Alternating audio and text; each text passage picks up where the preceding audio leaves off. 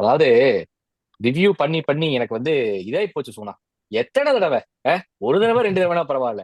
திரும்ப திரும்ப வர வருவீங்க, அடிவாங்க அடிவாங்க, திரும்ப திரும்ப திரும்ப திரும்ப திரும்ப அது அடிவாங்கறதுக்குனே வரானுங்க ஒரு டீம் அப்படின்னு சொல்லி சொன்னா இதுதான். நவுத்து போய் இதான கதைய திரும்ப திரும்ப திரும்ப இதை பத்தி பேசுறதுக்கு நினைக்கும் போது உண்மையாவே ரொம்ப சங்கடமா இருக்குப்பா. அதாவது பாகிஸ்தான் பங்களாதேஷ் மேட்ச், நானும் பாகிஸ்தான் பங்களாதேஷும் அவ்வளவு ஃபைட். கடைசி வரைக்கும் மேட்ச் கிரிப்பிங்கா போய் யார் ஜெயிப்பாங்க யார் தோப்பாங்க அப்படிங்கிற மாதிரி போகுது. சரி எப்படியோ பண்ணி பங்களாதேஷ் புலிக்குட்டிஸ்க்கு வந்து நமக்கு இது பண்ணுவாங்கன்னு பார்த்தா இவங்க திரும்ப திரும்ப நீங்களா மறுபடியும் முதல்ல இருந்தா அப்படிங்கிற மாதிரி மறுபடியும் இவங்க வரானுங்க உள்ளுக்குள்ள. என்ன சொல்றதுன்னு சீரியஸாவே தெரியல. இது என்ன மாதிரியான இதுன்னே தெரியல. திரும்ப ரிப்பீட்டட் ஆடியன்ஸ் ரிப்பீட்டடாவே கண்டுட்டு போயிருவோம் அப்படிங்கிற மாதிரி ஃபீல் ஆகுது. பட் இருந்தாலும் ரிவ்யூ செய்வது நம்முடைய கடமை, பார்ப்பது உங்களுடைய கடமை அப்படிங்கறதுனால இன்னைக்கு நாங்க இதை பண்ண போறோம். சோ வணக்கம் நண்பர்களே, welcome to MLG cricket with Murphy சுனபான் லோக்கல் கோன். என்னடா ஆரம்பிப்போமா? 11 பேர் கிடைச்சாச்சு. Team ready. Match start. ஒரு மந்தையில் இருந்த இரண்டு ஆடுகள் பிரிந்து சென்றன. அவர்கள் சந்தித்த போது பேச முடியவில்லையே அப்படிங்கிற மாதிரி கிட்டத்தட்ட இந்தியா பாகிஸ்தான்ங்கிறது பார்ட்டிஷன் ஆன பிறகுல இருந்து ஒரு லாங் ஹிஸ்டரி எடுத்து பார்த்தோம் அப்படின்னு சொல்லி சொன்னா பாலிடிக்ஸாவும் சரி கிரிக்கெட்டாவும் சரி எதிரும் புதிருமான இரண்டு நாட்களா தான் இருந்திருக்கு. ரெண்டு கண்ட்ரீஸ்மே அந்த ஒரு ஃபயரும் அந்த ஒரு ஆக்ரோஷமும் இருந்துச்சு. அந்த ஃபியர் வந்து அந்த ஃபேக்டர் வந்து பாத்தீங்கன்னா நமக்கு கிரிக்கெட்லயும் பிரதிபலிச்சது. கிட்டத்தட்ட இத்தனை வருஷமா நம்ம ரைவல்ரிஸை பார்க்கும்போது அவ்வளவு அஸ்டானிஷிங்கா அவ்வளவு பர்ஃபார்மன்ஸா கிட்டத்தட்ட சொல்லணும் அவ்வளவு எங்கேஜிங்கா இருந்துச்சு. கிட்டத்தட்ட இந்தியா பாகிஸ்தான்ங்கிறது ஒரு சீரீஸே திருவிழா மாதிரி இருக்கும். ஒரு சின்ன சீரீஸ் இந்த ரெண்டு நேஷன் ஆடினா கூட அதுவே வந்து பாத்தீங்கன்னா அவ்வளவு ஹை ஆன்டிசிபேட் சீரீஸா இருக்கும். ரொம்ப ரொம்ப ரொம்ப ரொம்ப குரூஷலா இருக்கும். ரொம்ப ரொம்ப இதா இருக்கும். அதெல்லாம் வந்து இப்ப வந்து தேஞ்சு போயிடுச்சு அப்படின்னு நினைக்கும் போது உண்மையாவே சங்கடமா இருக்கு. எனக்கு தெரிஞ்சு பாகிஸ்தான் வந்து பங்களாதேஷ் கூட காமிச்ச இந்த ஸ்பிரிட்ட எனக்கு தெரிஞ்சு இங்க காட்டுவாங்க அப்படின்னு சொல்லி சொன்னா நிச்சயமாக ஒரு த்ரில்லிங்கான ஒரு மேட்ச் வருவதற்கான சாத்தியக்கூறுகள் இருக்கு. Before going to this match இந்த இது பத்தி பேசுறதுக்கு முன்னாடி நம்ம பார்க்கணும்னா இந்த ஹாரிஸ் ராஃப் ஃபர்ஹானுக்கு எல்லாம் வந்து பாத்தீங்கன்னா இது கொடுத்துருக்காங்க. Especially Haris Rauf 30% of match fee வந்து ஃபைனா கொடுத்துருக்காங்க. அதே மாதிரி ஃபர்ஹானுக்கு வந்து பாத்தீங்கன்னா வார்னிங் கொடுத்துருக்காங்க. இந்த மாதிரி அவருடைய கோட் ஆஃப் கண்டக்ட், அது ஐசிசி ரூல்ஸோட கோட் ஆஃப் கண்டக்ட் அப்படின்னு சொல்லிட்டு அதுக்கு கூட பார்த்தா பாகிஸ்தான் மீடியாஸ்க்கு முட்டு கொடுத்துட்டு இருப்பாங்க. ஜெய்சாவோட வேலை, ஜெய்சா வந்து ஐசிசியில் இருக்கிறனால ஏதாவது பண்ணிட்டாங்க அப்படின்னு சொல்லிட்டு. பட் நீங்க வந்து புரிஞ்சுக்கணும், இது ஜெய்ஷாவோ அமித்ஷாவோ பண்ற வேலை கிடையாது. இது விஷயம் என்னன்னு கேட்டீங்கன்னா அவருடைய பிஹேவியர் அதுதான் பிரச்சனை. சரிங்களா? கையை கொடுக்காம போனது வந்து ஒரு விஷயம் அப்படின்னு சொல்லி சொன்னா ஒரு கண்ட்ரியை நீங்க வந்து ஆன் கிரவுண்ட்ல வந்து நீங்க எம்பாரஸ் பண்ற மாதிரி பண்றதும் பெரிய huge amount of disrespect that you are showing to an opponent team அப்படிங்கிறது தான் உண்மை. ஓகேவா? ஜென்டில்மேன் ஸ்பிரிட் போறதுக்கு வந்து அவ்வளவு பேச தெரிஞ்சவங்களுக்கு இதையும் வந்து பண்ணிருக்கணும் அப்படின்னு தோணுது. எனக்கு இப்ப என்ன இதுன்னா ஆட்டிடியூட் அப்படிங்கிறது கேம்ல காட்டுங்க. கேம்ல ஆட்டிடியூட் காமிச்சு கேம்ல வந்து எப்படி பெர்ஃபார்ம் பண்ணலாம் அப்படிங்கிறது பாகிஸ்தான் காட்டணும் அப்படின்னு தான் நினைக்கிறேன். அதை விட்டுட்டு இதையெல்லாம் எடுத்துட்டு வந்துட்டு தேவையில்லாம ஒரு கனவு உலகத்துல நம்மளா ஒரு கனவு உலகத்துல விளையாட்டு கனவு உலகத்துல வாழ்ந்து கொண்டு நம்ம பாட்டு பேசிட்டு இருந்தாலும் சரிப்பட்டு வராது அப்படின்னு நினைக்கிறேன். So going for these things apart இதெல்லாம் விட்டுட்டு சோ எப்படி இருந்தாலும் பாகிஸ்தானுக்கு முட்டு கொடுக்குற ரெண்டு முட்டு பசங்க ரெண்டு வெயிட் பண்ணிட்டு இருக்காங்க. ஒரு சூனா பானா இன்னொரு லோக்கல் கோன் ரெண்டு பேரும் பார்த்தனா எப்படி பாகிஸ்தான் இந்த மேட்ச் ஜெயிக்கும் அப்படின்னு சொல்லிட்டு பாகிஸ்தான் டீம் கூட இவ்வளவு ஸ்ட்ராட்டஜி சொல்ல மாட்டான். அந்த அளவுக்கு நீங்க ஸ்ட்ராட்டஜி பேச போறீங்க அப்படின்னு தான் தோணுது.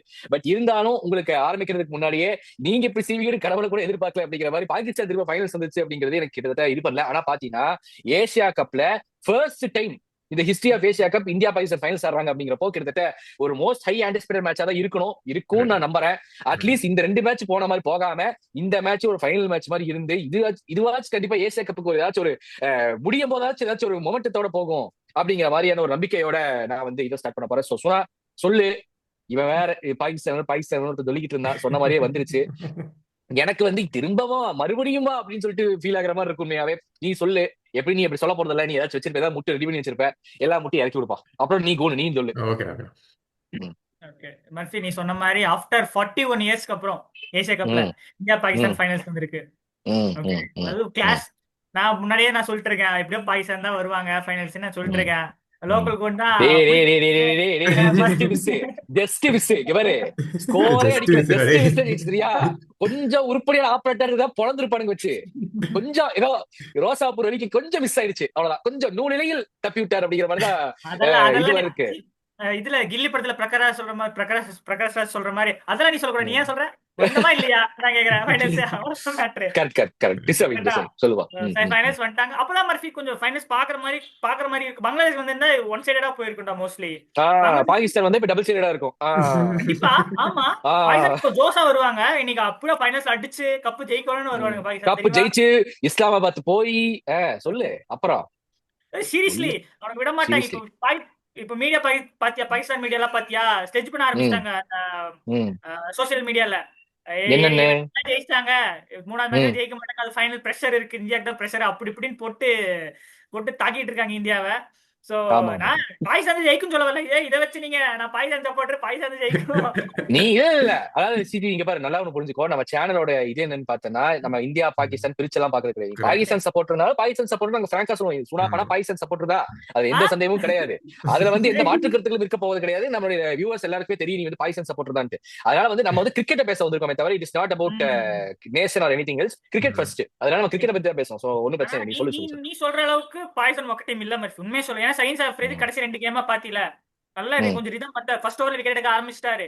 அவர் எப்ப எஃபெக்டிவ்னா ஃபர்ஸ்ட் ஓவர்ல எப்பப்ப விக்கெட் எடுக்கிறாரோ அப்பப்ப எஃபெக்டிவ் அவரு சயின்ஸ் ஆஃப். நீ சொல்ல போது பொறி எடுத்துலாம் நினைச்சேன். பொறி எடுத்து நவுத்து போன பொறி இப்படி காமிச்சு இன்னும் நவுக்காம இருக்கு அப்படி காட்டலாம் நினைச்சேன். மிஸ் பட்ட ப்ராப்பர்ட்டி கொண்டு சார். நீ ரொம்ப அண்டர்ஸ்டாண்ட் பண்றீங்க பாகிஸ்தான். நீ எதுவும் சொல்ல விரும்பல நானு. அதுக்கப்புறம் அதே மாதிரி ஹாரிஸ் ராஃப் சண்டை நடந்துச்சு. ஆனா உண்மையை சொல்ல போனா ஹாரிஸ் ராஃப் தான் pick of the bowler for Pakistan. நல்லா போட்டுருக்காரு ஏசியா கப். முன்னாடி வந்து அடி வாங்குவாரு, 4 over 40 போயிருவாரு. பட் இந்த ஏசியா கப்ல கொஞ்சம் ஏதோ இம்ப்ரூவ் பண்ணிருக்காருன்னு நினைக்கிறேன். லைன் இருந்து நல்லா போட்டிருக்காரு ஹாரிஸ் ராஃப். சயின்ஸ் ஆஃப் அப்படியே ஃபார்முக்கு லைட்டா வராரு. ஆமா, அவர் போட்ட லைன்ல நான் பார்த்தேன். லைன் நல்லா கோடு ஓட்ட, ஏன் கூட நல்லா கோடு ஓட்டார்ல, ஏன் கூட அப்புறம் கோடு ஓட்டாரு. 2 பேரும் கொஞ்சம் டீசெண்டா இருக்காங்க. அதுக்கப்புறம் வந்து world number 1 allrounder, number 1 left arm spinner இருக்காரு. அவரும் கொஞ்சம் ஃபார்முக்கு வந்திருக்காரு. உனக்கு தெரியும் யார் சொல்ல வரேன்னு? Number 1 allrounder. என்னடா தெரியற? இல்ல யார் அவரு தேடிட்டு இருக்கேன். நவாஸ் அவர் இருக்காரு. அவரும் கொஞ்சம் நல்லா பேட்டிங்ல நல்லா கான்ட்ரிபியூட் பண்ணாரு. ஸ்ரீலங்கா மேட்ச் பாத்தீங்களா, அவங்க நல்லா ஜெயிச்சாங்க. குயிக் ஃபயர் 30 அடிச்சாரு. அதுக்கப்புறம் பவுலிங்லயும் நல்லா போட்டாரு last match. Okay, Amitabh Baba நீங்களா அப்படிங்கிற மாதிரி கொஞ்சம் அப்படி இப்படின்னு ஃபார்முக்கு வராங்க. சைமை பேட்டிங்ல நல்லா பண்ணீங்க, பவுலிங்ல சூப்பரா பண்ணிட்டு இருக்காரு. ஸோ டீம் ஓரளவுக்கு அப்படியே செட் ஆகி வர மாதிரி இருக்கு. பட் ஆனா என்னதான் இப்படி சொன்னாலும் but India is strong team. India will என்ன சொல்ல டிஃபெண்ட் த ட்ராஃபி தான் நான் சொல்லுவேன். பட் ஆனா இந்தியாவுக்கும் கன்சன்ஸ் இருக்குடா மர்ஃபி. ஓப்பனிங் தான் ஆடுறாங்க. மிடில் ஆர்டர் நம்ம லாஸ்ட் இதுல கூட பேசணும். மிடில் ஆர்டர் அந்த அளவுக்கு ஆப்பர்ச்சுனிட்டிஸ் கிடைக்கலன்னு சொல்லலாம். அந்த அளவுக்கு எக்ஸ்போஸும் ஆகல. லாஸ்ட் மேட்ச் மட்டும் பங்களாதேஷ் கூட லைட்டா ஆச்சு. அப்படியே பார்த்தோம் நம்மளுக்கு எப்படி மிடில் ஆர்டர்னால அப்படி அந்த ஓப்பனிங் ஸ்டார்ட் அப்படியே கண்டினியூ பண்ணி ஃபினிஷ் பண்ண முடியல. Hardik Pandya Lime light actually அவர்கிட்ட சொல்லவே வேண்டாம். எவன் இருந்தாலும் வெட்டுவேங்கிற மாதிரி அவர் அடிச்சுருவா எப்படியோ. ஆனா but biggest concern Suryakumar Yadav தான். அவர் ஃபார்முக்கு வருவார் நம்புறேன். இந்த ஃபைனல்ஸ்ல வந்து மேட்ச் வினிங் பெர்ஃபார்மன்ஸ் கொடுத்து இந்த கப்பை லிஃப்ட் பண்ணுவார்னு நம்புறேன். ஸோ இதுதான் எனக்கு தெரிஞ்சு. பட் ஆனா நீ நினைக்கிற மாதிரி பாகிஸ்தானை வந்து அசால்ட்டா எடுத்துக்க கூடாது. அதுதான் நான் சொல்ல வரேன். கூட உன்னோட ஒப்பீனியன் சொல்லுப்பா. அதான் நீங்க சொன்ன மாதிரி தான் மோஸ்ட் ஆன்டிசிபேட்டிங் மேட்சிங் இந்த ஃபைனல் தான் கண்டிப்பா.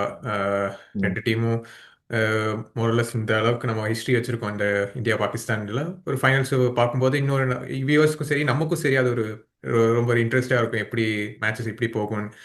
ஆக்சுவலி சொன்ன மாதிரி தான் ஃபர்ஸ்ட் ஸ்டார்டிங்ல பாகிஸ்தான் டீம் எப்படி இந்த சீரீஸ்ல இருந்தாங்களோ அதோட டிஃபரன்ஸ் இருக்கு, டிராஸ்டிக் சேஞ்ச் இருக்கு. இந்த லாஸ்ட் 3 மேட்சஸ் பார்க்கும்போது கொஞ்சம் இது பண்ணியிருக்காங்க, சேஞ்சஸ் பண்ணியிருக்காங்க. நல்லா அந்த ஃபர்ஸ்ட் இனிஷியல் ரொம்ப மோசமா இருந்துச்சு. ஆக்சுவலி ரொம்ப மோசமா இருந்து ரொம்ப லதாஜிக்கா ஆடிட்டு இருந்தாங்க. இப்போ கொஞ்சம் இது பண்ணியிருக்காங்க. So it won't be a easy game. But India is a strong team. அதில் வந்து எந்த டவுட்டும் கிடையாது. கண்டிப்பாக 60 to 70% இந்தியா ஜெயிக்கிறது வாய்ப்பு இருக்கு. But they will also try to back the game Pakistan. So அதனால as Suna said, நம்ம அந்த டாப் ஆர்டருக்கு பதிலா இந்த மிடில் ஆர்டர்ஸ் வந்து கொஞ்சம் இது பண்றாங்க. அந்த ஒரு இது இருக்கு, ப்ராப்ளம் இருக்கு. நம்ம மிடில் ஆர்டருக்கு வந்து அந்த எந்த யாரு முன்னாடி இறங்கணும் யாரு பின்னாடி இறங்கணும், சஞ்சு சாம்சன் 3rd இறங்கணுமா இல்லை 8th இறங்கணுமா, அதெல்லாம் கொஞ்சம் இது இருக்கு, ப்ராப்ளம் இருக்கு. ஸோ அந்த கன்சர்ன்லாம் இந்த மேட்ச்ல அவங்க இது பண்ணிடுவாங்கன்னு நான் நினைக்கிறேன், நம்புறேன். ஹேஸ் செட் நம்ம கேப்டன் அவரும் இந்த பர்டிகுலர் மேட்ச்ல நல்ல ஒரு பர்டிகுலர் ஒரு ஹாஃப் செஞ்சுரி ஒரு செஞ்சுரி அடிச்சானா வேற லெவலாக இருக்கும். So I'm also hoping to India to win this cup and host the nation actually. So this is what my thing. So Murphy நீ என்ன இந்தியா தானா ஒன் சைடட் தானா, பாகிஸ்தான் பக்கத்திலே வரமாட்டாங்க அப்படின்னு சொல்ல போறியா இல்லை எப்படி? அதாவது டீம் வைஸா பார்த்தா வந்து பாத்தீங்கன்னா பாகிஸ்தான் வந்து it is no match to India தான். கிட்டத்தட்ட அவங்க வந்து 1 டீம் வச்சு நம்ம அடிச்சு தூக்கிடலாம் அப்படிங்கிற மாதிரி தான் இருக்கு. ஆனா இது என்ன மாதிரியான ஒரு இதுன்னு கேட்டா கிட்டத்தட்ட India had a very good run in T20 after Suryakumar Yadav to captaincy, Gambhir வந்த பிறகு பார்த்தனா மற்ற ஃபார்மேட்ஸ்ல கூட அப்ஸ் அண்ட் லோஸ் நம்ம பார்த்துட்டாலும் கூட இந்த T20 பொறுத்த வரைக்கும் India has shown the greatest graph ever after Suryakumar Yadav captaincy take over Gambhir coach வந்த பிறகு. T20 வந்து பார்த்தீங்கன்னா ஒரு சூப்பரான ஒரு ரன் ரெக்கார்ட் ரன் வச்சிருக்கோம் ஆக்சுவலா சொல்ல போனா T20.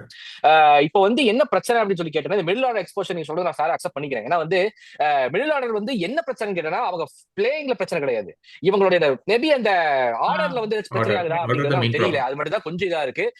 மேபி நீங்க சஞ்சு சாம்சனுக்கு வந்து அப்தி ஆர்டர் கொடுக்கலாம். இல்லை அதான் சொல்ற பத்தி இந்த கன்ஃபியூஷன் இருக்காங்க, விசிபிள் கன்ஃபியூஷன் தெரியுது.